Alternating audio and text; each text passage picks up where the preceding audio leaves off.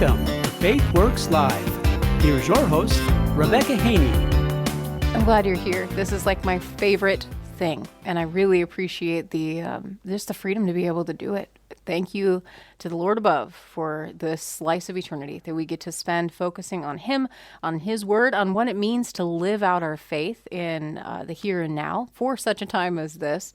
And one of my favorite series that we've been doing is with our pal Dan Hudson from Pathway Church. And he has been so gracious as to give us a crash course in spiritual disciplines, which I am retitling now, All the Things That Your Church Was Afraid to Teach You.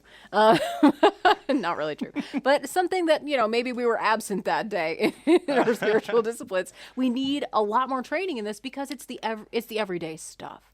It's how we really do grow closer. We hear a lot about how we're supposed to have a relationship with God. And I think if people are coming at that from the outside thinking, okay, well, that's interesting, but what does that really mean? How do we really have how do I get to know God? Because there's a difference between knowing about Him, knowing facts about, Jesus, where He lived, where Bethlehem is, all of those facts that you could point to in a map or a textbook, and actually knowing who God is and having a real relationship with Him. But it's also, in many ways, about authority.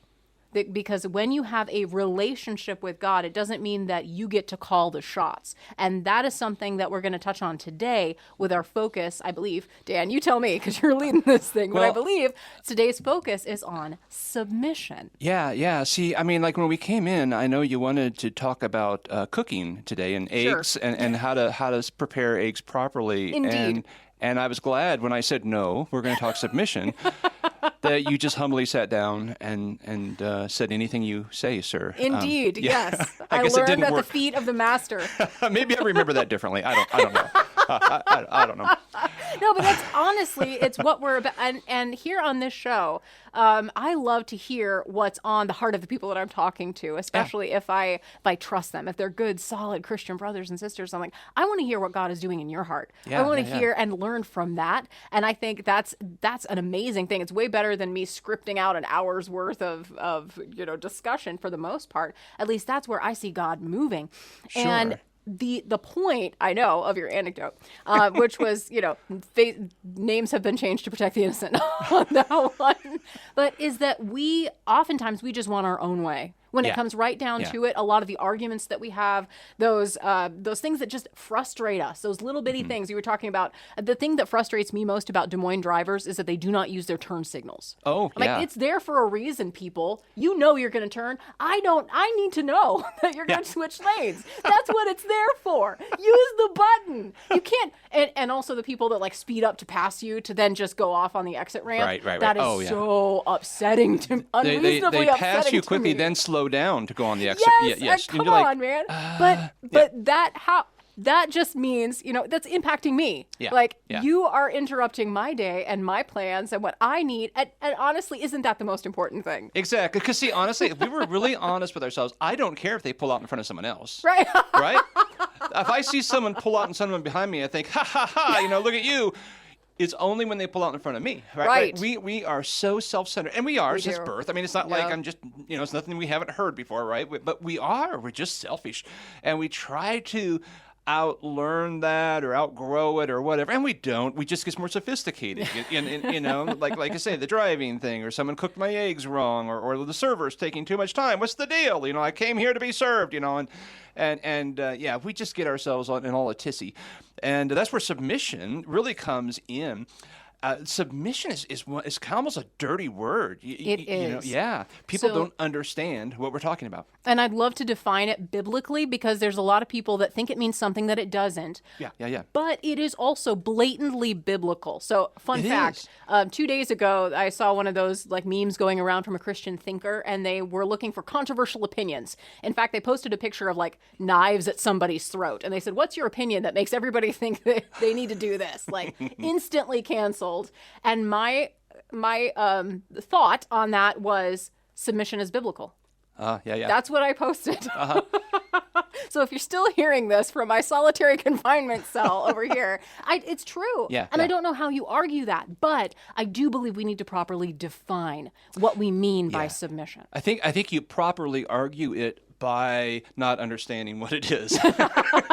But then that's improper. So therefore, exactly. You talk to anybody who's not a believer, and that's one of the things they'll pull out. Like, why would I follow your God? It's Ephesians is a big area of this, chapters 5, and where Paul tells wives to submit to their husbands, and we all applaud, and the guys do, and say this is a great verse. We all have it, on our walls, and it's engraved on our shirts and everything, and we love that. One as a wedding gift, could you have that somewhere where we can see this? Of course, in that same context, Paul also says that we are all to submit to one another out of reverence to Christ. So it's not, it's not even there. It's not being set up as y'all women better obey your husbands because they're the boss. That's not at all the meaning. Right. Because the husbands are told to love their wives, and then that's a circular thing right there. If I am called to love my wife, I'm going to take care of her. I'm going to protect her. I'm going to lift her up. I'm going to put her above me. While at the same time, she is submitting, which means she's going to love me and protect me and all the things I just said about women, and then she's going to lift me up. So we're like lifting each other up, or we're kind of competing to who can serve each other better, really, in submission. And the definition, the textbook definition of submission is to place oneself under the authority of another. So I am voluntarily placing myself under you.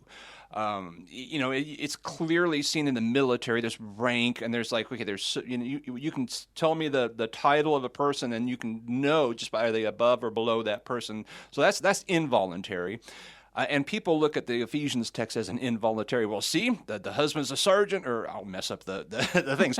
But then you got the wife as the private, and it's like, no. We're all in the same place. We're all servants of Jesus Christ, servants of one another. But in submission, I am going to voluntarily place myself under you, and we're to do that to each other, not just in marriage, but everywhere. All believers are to be submitting to one another out of reverence for Jesus Christ. Why? Because He's the Lord, He's the King, He's the one in charge, and we're all just the servants. And so really, this one hits at our core. Some of the disciplines are things you do. I have to plan to pray. I have to plan to fast. All the things we've talked about. Yeah. This is just becomes part of your character. This just becomes part of how you just plain act, which is in violation of our nature. Yes. I don't want pain in my life, right? I don't want discomfort.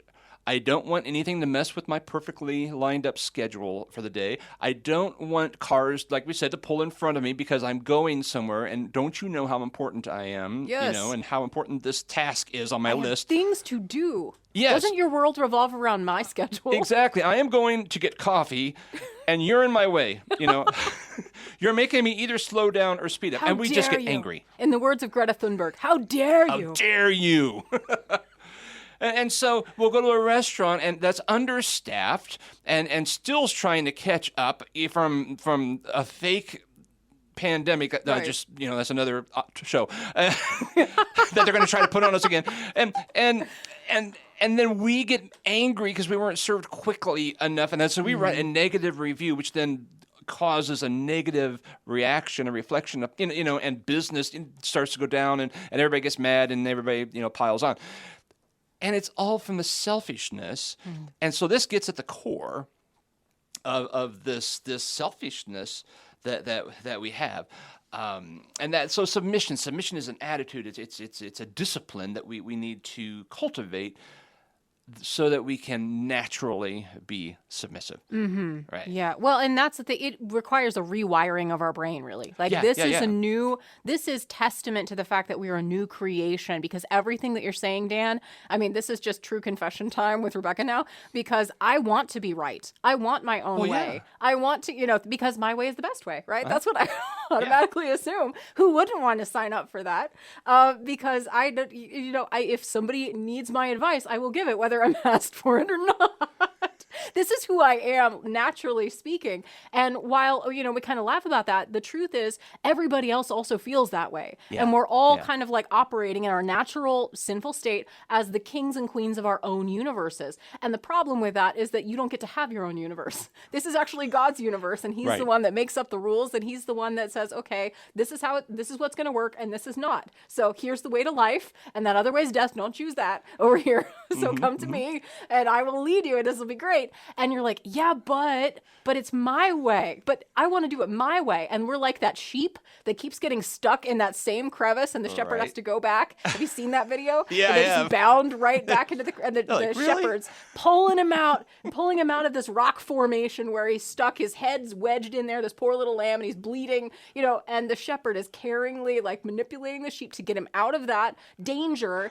And then the sheep's out, shakes his head, and like 2 seconds later just jumps right back in the same hop, bam. Oh. Like that is my spiritual journey in a meme. Yeah, yeah. But everybody else is thinking that they're also the kings and queens of their universe. And the truth is, it takes a lot. It basically, you become a new creation. You lay down your life. You lay down the old man, right? The sinful desires of the flesh. A lot of that is selfishness. A lot of that is ego. It's saying, I want my way. That's the, basically at the core of who we are. That's the rebellion that says, no, God, I don't want to do that. I'm the prodigal. I know what's best for my own. I want to go my own way. And that crops up even when we're in Christ. Yeah. And see, that is like the first step of becoming a person disciplined in submission, is that we are submitting to God. That we read Scripture and we say, okay, I don't agree with that. I don't like that. It goes against my nature. It goes against what I believe, whatever. My God would never, all the stuff. And submission begins with me standing before God saying, oh, that's what you say, that's what I will do. Voluntarily. See, God did not make us robots. He didn't just say, okay, here's how deal. I'm just going to make, 144,000 of you obey. A little play on a that's a religious joke. On poor end time theology that only 6 people got. But I mean, it was funny to me. Anyway, me and the frozen chosen over here. Hi. He did not make us little robots where we say I want to be a believer. Then he pushes a button. Suddenly we change. We're like, okay, I do what you say. That's true. Every day is a choice. Every scripture we read is a choice. Every temptation is we have a choice. And submission says, okay. I already know you're above me, God, but I'm going to act like you're above me. I'm going to place myself under you, and I will submit to your will. And then as we're learning to do that, I say once we learn that, I think it's a lifelong, challenge. Death to self. Yeah. As we learn through that process, we are also learning to do that to other people out of respect for Christ. Why? Because Jesus said to. Okay. Wait a minute, but they're all dumb. Right. They have dumb ideas, and it doesn't mean you're a pushover. It doesn't mean you just let them walk all over you and you have to submit. That's another whole thing. It is, but it's you allowing them, to have some wins, and to have a voice, to be seen, to be heard, and that's part of the whole submission thing. We submit to one another as believers. Like when, I try to make sure there are songs in our worship time that I don't like because I know other people do. It's like, well, it should only be my, well, no, it should, what? Or anything. I was going to say crazy. Donuts. Everybody does donuts, but everybody should do donuts. They should. So we do that's do donuts, part of the new church manifesto over here. Everybody should do donuts. It's a great ministry, great outreach. But it won me. But the amount of fights that we have within the church over silly things like music, like the number of times that people get upset about, maybe you didn't like the song that they sang or the style of the music or how loud it was or whatever that might be. Just things like that. That is a perfect example, even though it does seem like, oh, well, that's no big deal. It is a big deal for a lot of people to say, this is an opportunity for mutual submission that you're talking about. It's an opportunity to say, you know what, I might not care for that song, and that's okay because everybody has their own opinions. I don't think that's unbiblical, but it's like to say I'm not going to make it a big deal. I'm not going to complain. I mean, maybe I thought that the preacher went on a little bit too long in the sermon, but I'm not going to make a big deal. I've never thought that. I know you've never done that, Dan. Well, I've done it, but I've never thought it. In theory, it's like a word problem. We're a preacher to go 45 minutes instead of his allotted 42. How many people hit the back door to make it to the restaurant on time? Oh, man. I tell you what, honestly, okay, that's a good example because as a guy doing the preaching, a preacher who doesn't know how to read the room and know when people are done, that's a problem. It really is. There are times I have more planned and I think, okay, but they're done. So I submit to them, not out of like, oh no, someone's going to be upset, but out of they're not listening anymore. I'm wasting their time and mine. I mean, I can't think. I mean, I just know there's been times I've consciously thought, I'm just move on, you know, and you land the plane, you know, let's get this done. So that's part of submission, and part of their submission is because they know I'm that way. They'll like, okay, wow, he's going a little longer today. There might be a couple jokes at the end, ha ha ha, you know, and I said, yeah, but it's all in jest and joy, you know, because we love each other, we submit to one another, and that's a key thing. Well, you just mentioned something, and I think it's important, so I don't want to interrupt you. But if you'll allow me, and then I will submit to your wisdom. Let me put myself under the authority of your voice. I hate to interrupt you. I'm sorry. I'm a chronic interrupter. But it's because I'm really interested in this. Yeah. You mentioned the idea of the character of somebody being that, allowing that grace. And I think that's a beautiful picture of how the body of Christ can operate differently than the rest of the world. Yeah. Because if everyone gives you the benefit of the doubt to say, oh, Dan went a little long, that's okay. No problem. Yeah. No big deal. And, you know, maybe there's sometimes when somebody else has got a real strong opinion about something, and you're like, okay, you know, I respect that. Thank you. No big deal. It can be your way. That's all right. And to have more of that attitude about it, to understand that that's the character, that's the environment that we can set as being different, because the rest of the world, everybody has an opinion. And everybody's, it seems like, increasingly passionate. I know, pot calling the kettle black over here. Increasingly passionate about those opinions, to the point where we won't even be friends with somebody. We won't talk to someone anymore if they voted differently than we did, or if they, you know, have different opinions about the scamdemic than we did. Yeah. Just all kinds of things now, where it takes the slightest little thing to just be that 1% different, and we're no longer willing, which just instantly cut them off. We don't even tolerate those things anymore. Yeah. And that's not to say you should give in on serious principle. I mean, right is right, wrong is wrong. I'm just saying that if we in the body of Christ could show that picture of unity, I think the submission seems to go hand in hand with the mutual submission, seems to go hand in hand with the unity that Christ always said his followers would be known by, the fact that we would be one. Yeah, absolutely.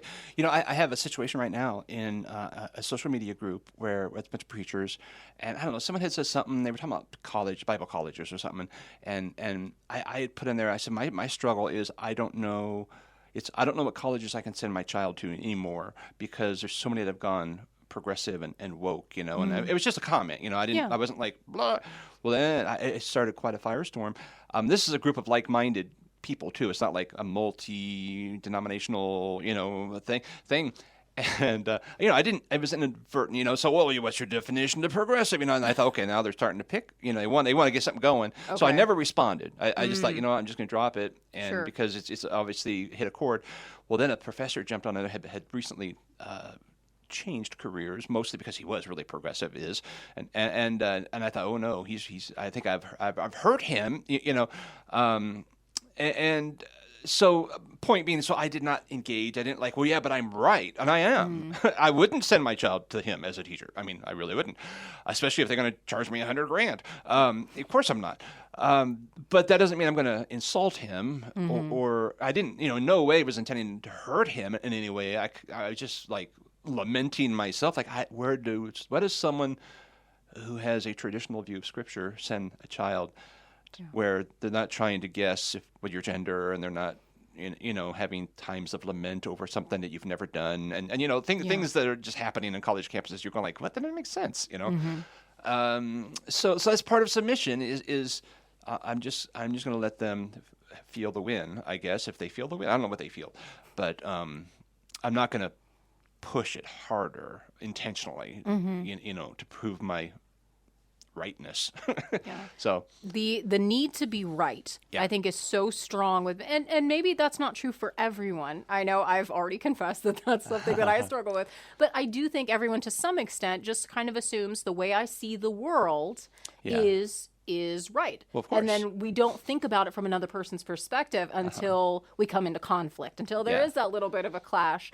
And then the instinct to defend your point of view and to win out over the other person and to have it be your way can be so strong that I really do think it's a sign of the supernatural when you can be patient and kind and gentle and humble enough to say, all right, that's fine. You can go ahead.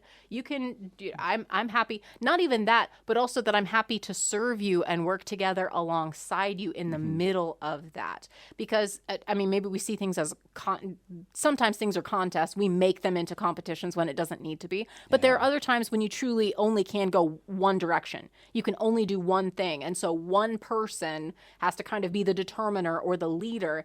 And ultimately, I think for the Christian, as you mentioned, we have no trouble submitting to earthly authority, within their righteous bounds, because we submit to Christ. Right. And it's that out of reverence for Christ, and especially from the example of Christ, which I know we're going to get into, the example of Christ shows that submission. That's key in your virtues.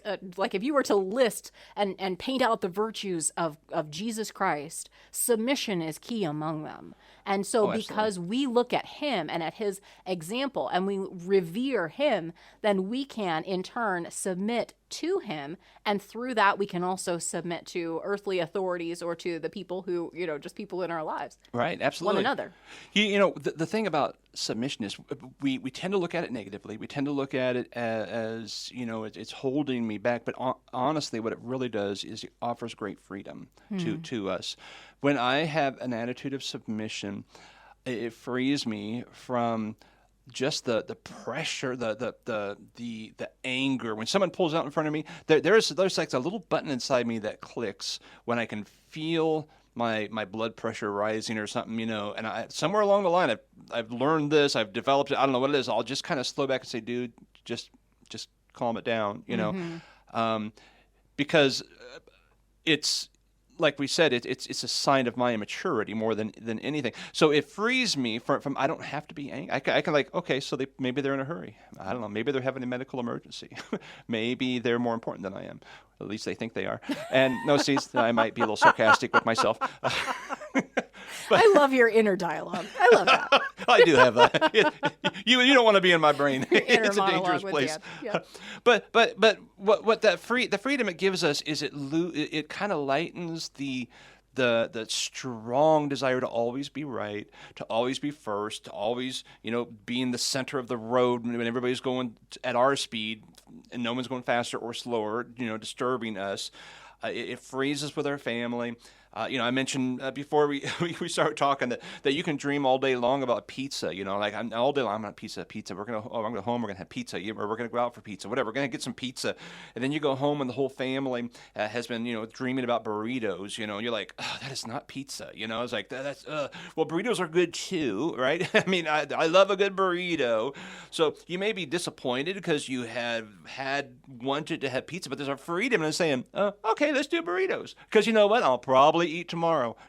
I'll be okay. And they'll all want pizza tomorrow because right. I'll feed that idea to them tonight, and everybody's happy. There's no big argument. Nobody's whining and crying. The kids aren't crying. All this stuff. Dan, that example has been ripped from my headlines. Like, that is my life. Get out of my head, Dan Hudson. I always want, number one, always pizza. Pizza's always good. But also right? Burritos. Good too. Both of them. Those are the two. But why do we feel that strong need, though, to say, well, this is what I want? Is it truly just like that sinful nature that's inside us that's coming out? I mean, and that's not to say that what you want is always a bad thing, or that isn't a place for, especially if it's something that is more essential. If it's something that's important, you can stand up and say, no, this is right, this is wrong. It's not to trivialize some of those stands, but it's to say, well, if it's a matter of preference, if it's a matter of Christian liberty, like the Apostle Paul actually talks quite a bit about this, and he says there are ways in which he would be willing to submit that would be a struggle for me. Speaking up, saying something like, well, there was this controversy over meat in the first century and eating meat sacrificed to idols. That was a big deal. Then he dealt with in the Corinthian church specifically, but others as well, other places as well. And he goes, if it's going to cause somebody to stumble, I'm never going to eat meat again. I would rather, have fellowship in the body. I would rather have, all of us working together in purity. I don't want to cause anyone to sin. So I would be willing to give up, whatever, maybe that was his favorite food. I don't know. I'd be willing to give up this nourishment to my body and to anything that I would personally enjoy, because their spiritual, their spirit is more important. Their soul is more important. And my ability to connect with them, my ability to, to work with them is far more important. Oh, absolutely. I always ask myself, when I'm having a struggle, it's like, okay, 10,000 years from today, what's going to really matter? Whether we had meat or not, or whether that person's around the throne with me singing "Holy, Holy, Holy." Let's go with Jesus. And that helps me. It puts it in perspective a little bit. We're born as these self-centered, barbaric, uncivilized, little creatures, and from the very... We're cute, but yeah. Well, we are cute, but we scream when the diaper's dirty, and when we're hungry, we vomit all over the place, and we get so angry. And then we grow enough... That was yesterday for me, just so you know. That's a picture. And then we go into the nursery because we grow past that stage, and then we start fighting other little toddlers over the truck that we didn't. I don't even like that stupid truck, but they have it. Now I do. There's nothing more important than my toy in someone else's hand. So rage, begins so early on, and it's a matter of outgrowing all of that as we learn to submit to Jesus Christ. We had I started in the 90s, is when, like, in our churches, we started introducing things like bands, drums and guitars and stuff. So in the 90s, I started a band in our church, and you learn submission in music. I didn't know this. I didn't even know how to play an instrument. But I just brought these people in. I thought, well, we're going to just make beautiful music because we all love music, right? And I was going to lead. I was leading the thing, and I brought in these guys just from outside the church. So they weren't even Christians. They were just guys who played. I just went everywhere I went. Hey, do you play bass? Yeah, I play bass. I didn't know he was always intoxicated when he played. Ooh. But hey, he got to hear Jesus every week. And I brought in all these people. And so that vacuum of leadership that I have, there was no reason for them to submit to me because I had no idea what I was. I just said, well, we're going to play this song. It's going to, and I had in my head, I knew what I wanted it to sound like. Well, they didn't have that vision. They've never heard the song. They don't know what it was. I didn't even know how to communicate. And I still don't, even after all these years, like, hey, this is what I want for the drum. It's like, I don't know, you slow it. I'm still not that guy, right?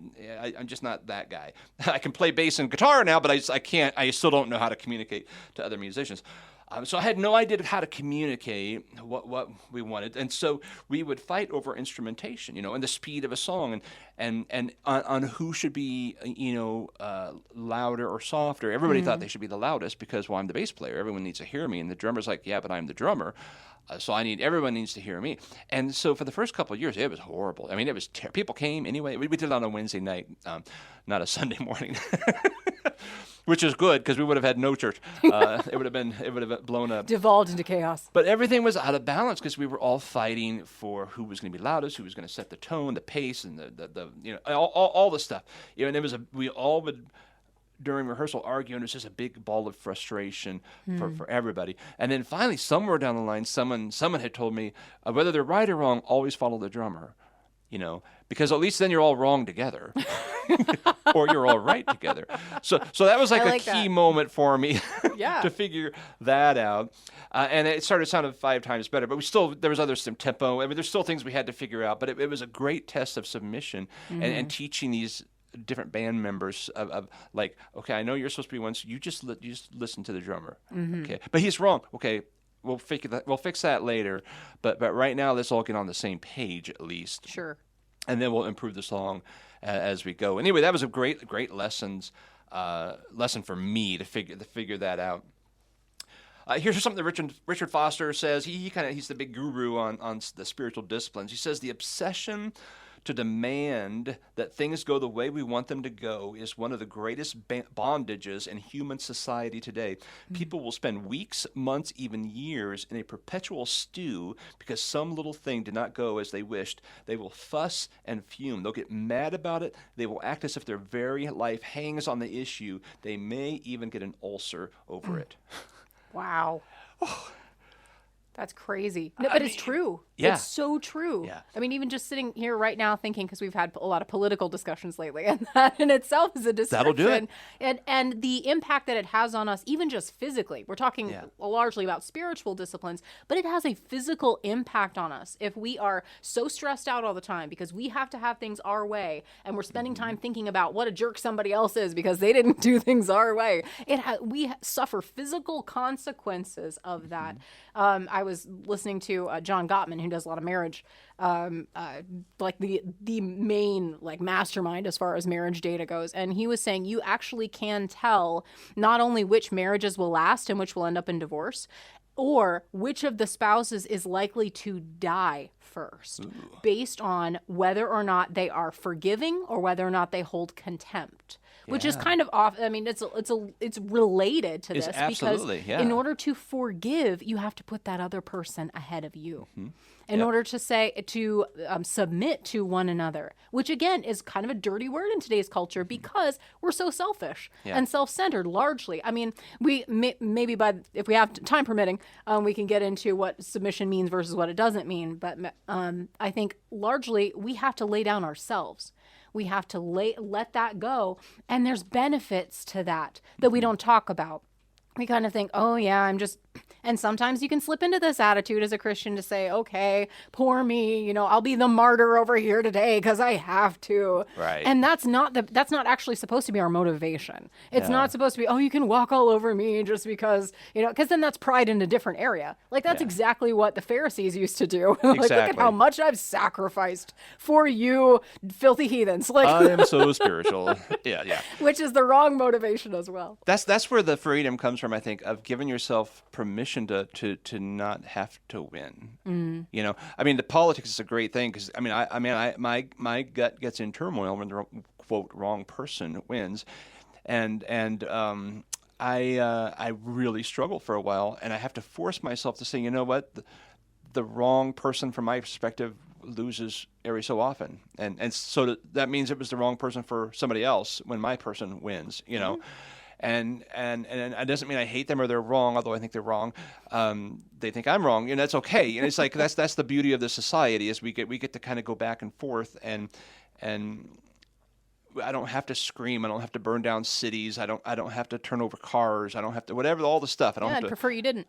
Yeah. Because I'm mad because I didn't get my way. Right. I just need to submit and say, well, okay, that's where we're at this time. I'm going to work even harder next time. Yeah. And that's the more healthier way. It's so freeing. It's more of a, okay, now I have a purpose rather than I'm just going to sit here and wallow in self-pity. And it clears the way for you to stand for something that matters that's bigger than you are, I think, as well. So if it's only about you and wanting to be right or wanting to win or those things, it prevents us from creating this bigger vision and understanding not only that Christ's kingdom is not of this world, because if it were, then his servants would fight, but it's being willing to stand for God's kingdom to even to the detriment of our own personal preferences, and being willing to stand side by side with the other people in the kingdom of God who may not look like me or come from the same place or from the same background. We may be totally different, but if we are one in Christ, and that means we're willing to submit, categorized by our willingness to submit to one another, because we're all submitting to the same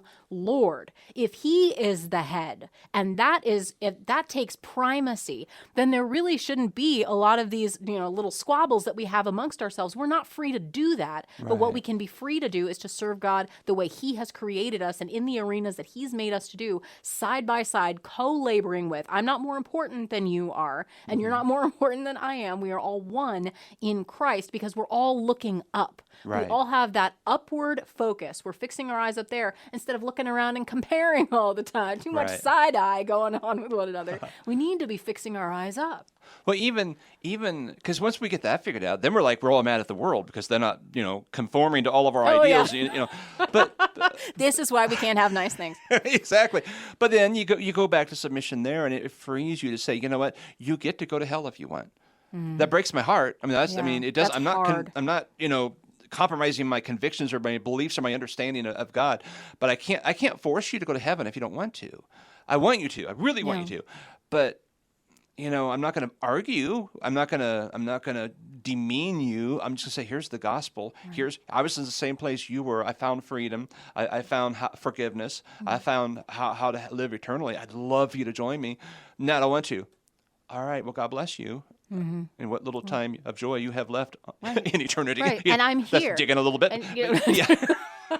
Hope you enjoy life because it's going to get worse. I mean, that's probably, I shouldn't joke about that, but it's true. I mean, it's like, what else, Yeah, I'm laughing not at the concept, it's right. just the irony of the attitude. Exactly. That's funny on this lesson about submission. But it reminds me of a C.S. Lewis quote. So I know that we have yet to take a break, which means Ron's got that eye twitch going on. So I want to be sure that his math, that was just a joke. Ron has a gleam in his eye that assures me that we're all going to sound fine, no matter what I put into this microphone. Dan Hudson is our leader on our journey through the spiritual disciplines. We're doing a crash course, and today we're talking about submission.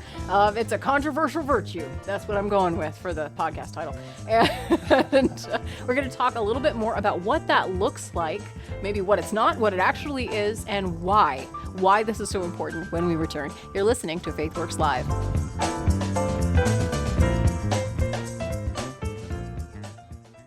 There's no better time than now to stand for life. And you can stand with Iowa's original pro-life organization, Pulse for Life. They're the longest standing nonprofit pro-life organization in Iowa, and they're dedicated to informing, educating, and inspiring a new generation to value the sanctity of all human life, from fertilization until natural death. They serve at the State House. They educate in classrooms, at events. They proudly serve on the coalition of pro-life leaders. They are on the front lines of the battle against this throwaway culture of death that we see all around us, and we are winning ground. Hearts and minds are changing, and the pro-life movement is continuing to grow. And you can be a part of the exciting things that are happening right here in our own backyard at pulseforlife.org and get your finger on the pro-life pulse. Sign up for their newsletter, find ways that you can make a difference, and how you can change hearts and minds with their pro-life apologetics course, pulseforlife.org. You know how much we love Animus beef at the Haynie house. It is delicious. It's wonderful quality. It's naturally raised with no steroids, antibiotics, and they just do what they do so well. High quality beef at the Animus farm. But did you know you can actually see where your beef comes from? You can visit Animus farm. The fine folks, Dave and Mary Lynn, are the most hospitable folks I may have ever met. They'll let you feed a bottle calf and then meet the cows at Animus farm. And opening soon is a special treat, Mulberry Cottage, for a stay at the Animus farm. It's a family-oriented getaway, and they'll let you hike the trails out there. You can forage or bird watch or just enjoy the beautiful sunset from their porch. I'm very excited to check it out myself, and they'll even let you do a cookout with Animus beef. Order your beef or your next vacation at animusbeef.com. That's OHNEMUS beef.com.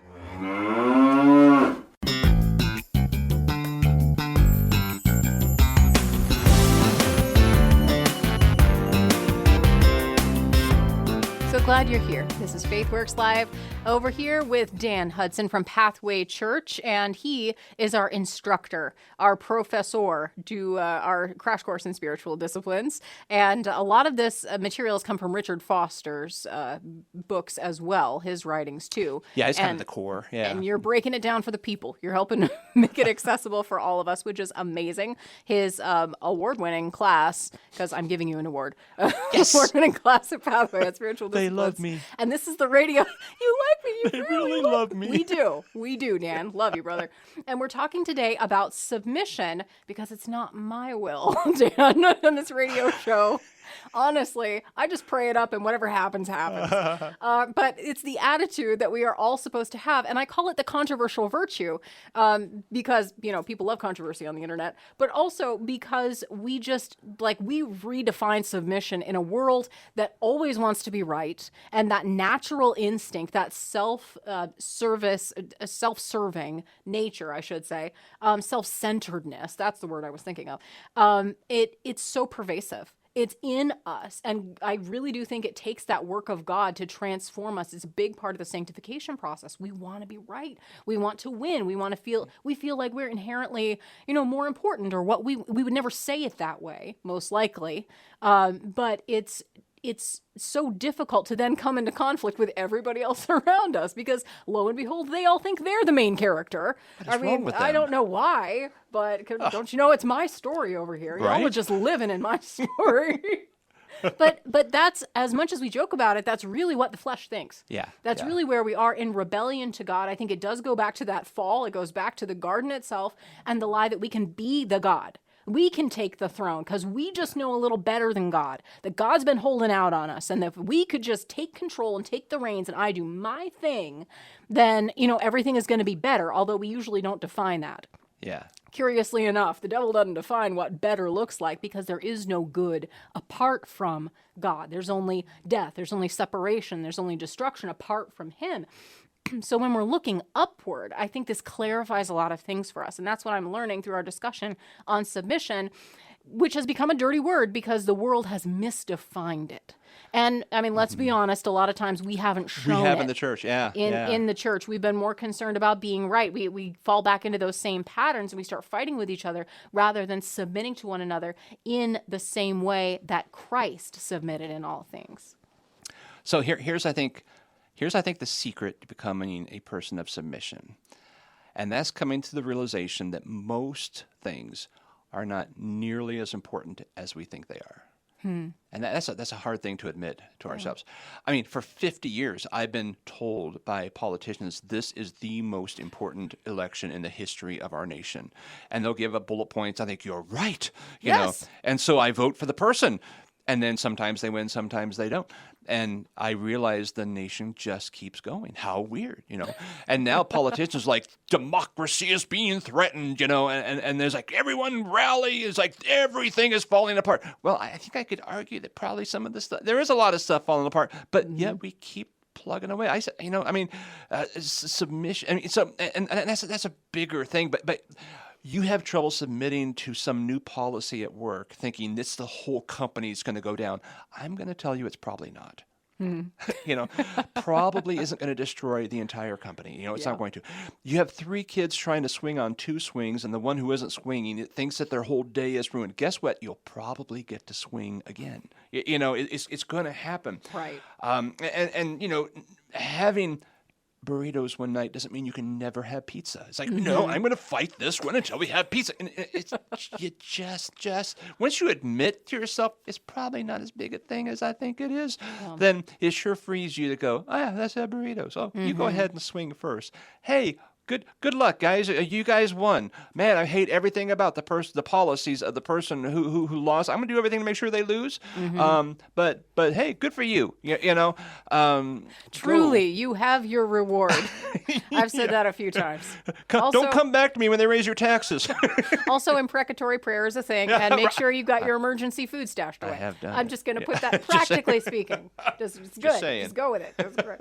But that's very true in a real moment. Like, I've found myself exhausted in motherhood a lot. Oh, yeah. And I think it's because I think that I have to be right. I think that it always has to be the way that I think. And it's not even just that somebody loaded the dishwasher wrong, quote unquote. Like, it's fine. The dishes will get done. It's no big deal. So why do I think I have to, go in and mess with that? Why does it matter? The emotional energy, the spiritual, the time that it takes to, be frustrated about all the little things that didn't go my way. Right. Now, I mean, maybe those are simple examples, but I do think that these little things, especially in a world where we, through our phones, through our devices, get attached to all these different opinions. There's so much more fodder for frustration now. We can have so many more opinions now, and we're getting frustrated about things 10,000 miles away that really have no bearing on our lives. Right. In the practical, that no other generation has has had that open door to be frustrated about, to be focused on.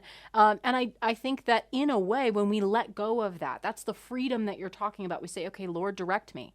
Lord, guide me. Put me in a position where I can serve someone else. Because it's not about me. It's not about gaining what I want. It's not about, calling forth the blessing on my life, or like I'm going to serve God because in turn he's going to, do great things for me and I'm going to be lifted up. Yeah. Actually, the first part of that verse says, humble yourself. Oops. Yeah. Humble yourself. Like, this is what we're supposed to do. I'm going to soar like an eagle. Because then in due time, God will lift us up. Yeah. We know that to be first in God's kingdom means you are last here in this world. And that's not a message that a lot of people want to hear, I think. But to Christians, this has to call us back to our ultimate example, which is Christ. Mm-hmm. We are to follow where he leads. And he was the servant of all. He lowered himself from the elite status of the throne of heaven to come to earth. To everything about that was lowering. It was emptying himself. And that's what whether you know it or not, like, you should know it. This is what we're signing up for when we say, I'm going to follow him. This is what this means. Mm-hmm. And so I have no right to get upset about the way somebody loaded a dishwasher, or didn't, more likely. I don't have that. That's not my I don't have the right to be angry about that anymore. Yeah, I give that up. Looking at the bigger picture, exactly as you're talking about. In 10,000 years, will this matter? No. In 10 minutes, will this matter? Probably not. Only if you push it. That depends on how wrong you are. A dirty little secret. If my wife is near, I keep the dishes the way she has them in the dishwasher. If she goes to bed, I rearrange it correctly. Oh, no. And wash them. And she'll never know because I'll have it unloaded before she gets up. So... That is levels. That's out of levels submission, of commitment. I let her assume.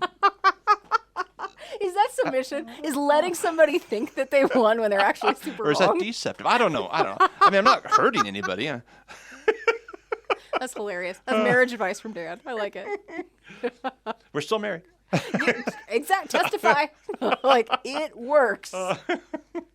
Oh dear. But and that's one thing, I think it's specifically in marriage, submission gets brought up a lot. And it isn't just, it seems like there's these two camps that again war against each other, and one says, well, submission's a dirty word and we need to be out with the old because that's the old like patriarchal way of thinking about it. So there's no benefit to that, and apparently Paul didn't mean it when he wrote it in the scripture. So there's that.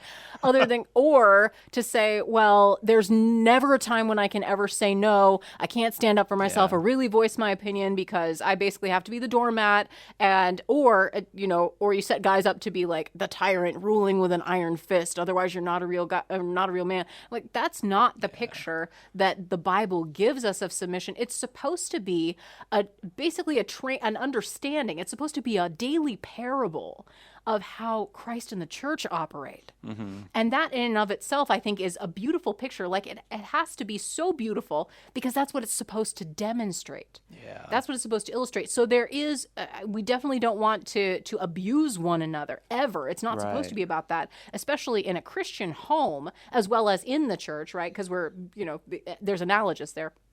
It's analogous. And we are to submit one to another, but there is this principle of being willing to serve. Like you said, it's a competition to see who can outserve, who can outlove one another. That's supposed to be our motivation, and that should be what people see. I think that should be the thing that drives us. It's the old parent helping the two children decide how they divide a cookie thing. One cuts it in half, the other chooses which one they get. It's like that's a mutual submission right there. I mean, there's not one saying, well, you're going to get the small piece because it's like, here's the I cut it in half, and then the person deciding. It's totally on them. If they feel like the big one, they get the big one. Good. I mean, I cut it. I can't complain. Or if they think I should get the bigger one, they do that. And it's just it's a beautiful picture. Either way, you get cookies at the end. Exactly. Right? We're both so happy. Everybody wins. Yeah. A bad day with a small cookie is still a good day. It's better than a day without a cookie. That's right. At least those are my principles. You have. Clearly, you're the expert here. You have, is it 7 steps? 7. Towards submission? I can go through this pretty quick. 7 acts of submission. 7 acts of submission. This is from Foster, right? Number 1 is submission to God. So you wake up every morning and say, okay, God, what do you want me to do? And that's what I'm going to do. And so I forget my plan. Hopefully he's going to make a plan for me. Submission to him. Number 2, submission to Scripture. I yield ourselves to what the Word says. That's just basic obedience. We're going to receive the Word, obey it. If the Bible says do it, do it. It says That's don't do key, it, don't though. do it. Because it starts there. If we start to think we can argue with God and His Word, then, it's all going to be downhill from there. We have to be willing to do that. Exactly. Next is number 3 is submission to the family. And that's what we were just talking about, the cookie thing, And sometimes the kids win. Sometimes the dad wins. Sometimes the mom wins. It's just, how does the family win in this? And you figure that out. Because we're all on the same team. Exactly. We're all winners in this. We all get the participation Trophies award. all around. Number 4 is submission to neighbors. These are the people you rub shoulders with every day. So it could be your physical neighbor, it could be your coworker, whatever. It could be whatever. But if they're in need, we help them. If there's a small act of kindness needed, we do so accordingly. Share food, babysitting, whatever, mowing. Finding ways to serve them. Yeah. Number 5 is submission to the church. We can't do everything, but we can do some things, right? There's some things I do to serve the whole body, whether it's, hey, I'm doing the donuts on Sunday, or teaching, or whatever. It's just submission to the church. Number 6, submission to the broken and despised, the widows, the orphans, the homeless, the hungry. Matthew 25, the picture of that I'm helping those out there that need help. And number 7 is a submission to the world, helping the world become a better place. I'm going to leave it, cleaner than the dirty place I found, or whatever. I'm going to feed a third world country. Something that's going to help the greater good of mankind. Yeah. That's fascinating. I'm going to have to think some more about some of the ones that you just laid out, because I hadn't thought about them in context of submission before. Yeah, so that's really good. And I know the one that usually gets me is submission to earthly authorities too, which is, I just like to think of myself in an advisory capacity. Right. Yes, I obey the laws when they are in accordance with God's law. I go the speed limit when I see an officer. That's a good suggestion. I understand where you came up with that speed limit over there. I'm just saying, resistance to tyranny is obedience to God. I'm just going to put out there, we must obey God. And then men when they're in alignment with God. That's where I am. If you think I'm wrong, pray for me. Or you can email me if you want, because that's what my inbox is for. RebeccaHaynie@outlook.com. And Dan, thank you so much for doing this. Thank you for making us smarter than we were before. Thank you for encouraging us to submit to God, submit to His Word, and then submit to one another from that. I think if we just focus on those things, that's going to be enough for this week. I think my homework. Yeah, that's a good start. That's a great start. I love it. And it's the picture of Christ. Yeah. Right. Again, because I think that can't be missed. Ultimately, when I find myself just really frustrated about not getting something that I think is important, or feeling like, people aren't paying attention, or, my own household, why are my kids not listening? I've told them 16 times. And I think, this is not the attitude of Christ. Ultimately, what is the attitude of Christ? Lord, give me the mind of Christ. This is an opportunity. It's a daily opportunity. Someone that was reading a book about homeschooling, actually, and it was like, this is your biggest call when you're educating your children. And so maybe for all parents, probably, your biggest call is not to fill their heads full of facts. It's not to, make them, super smart geniuses of their time, whatever. It's not the academics. It's letting them see you work out the image of Christ every single day, where you are willingly putting yourself to death, your own desires, your flesh to death, to serve them. That is the image of Christ, is the daily serving over and over again. And yes, that it does require sacrifice in the context of parenting, in the context of, maybe you've got something that you're really working towards, this main goal. And I think particularly parents would understand this. It's focusing on the image of Christ by emptying yourself and saying, all right, Lord, what do you have for me today? How can I show them grace and love? How can I put their needs first? How can I truly serve? And if you can do that, I think with a genuine heart, to say, look at how I have been, how much I have received. I did not deserve the grace that has been lavished on me, the forgiveness, the patience that God shows me, the kindness, the tenderness that He gives me, the fact that I can go on and on and on in my prayers. And He always listens. Yeah. And He always cares. And He's like, all right, I know, and I love you. I love you anyway. It's a beautiful thing. And that's a beautiful invitation to submission. So thank you for that, Dan. Thank you for listening. And if you found this helpful, helpful, interesting, noteworthy, funny anyway, worth an hour of your time, pass along the podcast to a friend. Subscribe to us on YouTube. Again, we haven't been canceled yet, so I'll try harder next week. And we're on Facebook at FaithWorks Live. Until next time, we have a mission to love God, to serve others, and to live free. This is FaithWorks Live.